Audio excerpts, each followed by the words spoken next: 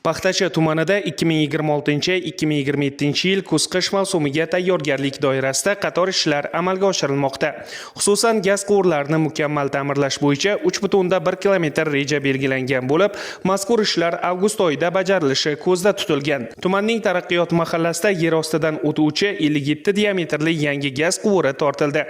Natijada 78 ta xonadon 2 bosqichli tizimga o'tkazilib, yangi tarmoqqa ulanmoqda. Shuningdek, 4 ta gaz taqsimlash punktini mukammal ta'mirlash rejalashtirilgan bo'lib, bugungi kungacha 2 tasi ta'mirdan chiqarildi. Yer osti gaz quvurlarining holatini tekshirish 11,9 kilometr reja qilib belgilangan bo'lib, hozirgi kunda 9 kilometr gaz quvurlari holati tekshirilgan. Bu sohada ishlar amalga oshirilmoqda. Gaz quvurlarining bo'yoqlash 23 kilometr belgilangan bo'lib, shunda 7,2 kilometr bo'yoqlash ishlari amalga oshirildi va ishlar davom ettirilmoqda. Hozir 2 bosqichda tizimga o'tkazish bo'yicha 400 ta xonadonni reja qilib belgilangan. Hozirgi kunda 326 ta xonadonga reduktorlar o'rnatilib, 2 boshli tizimga o'tkazildi va bu ishlar davom ettirilmoqda.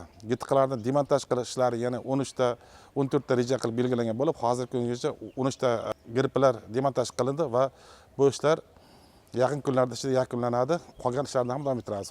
Bugungi kunda Paxtachi tumanida 29511 ta xonadon suyultirilgan gazdan foydalanishmoqda.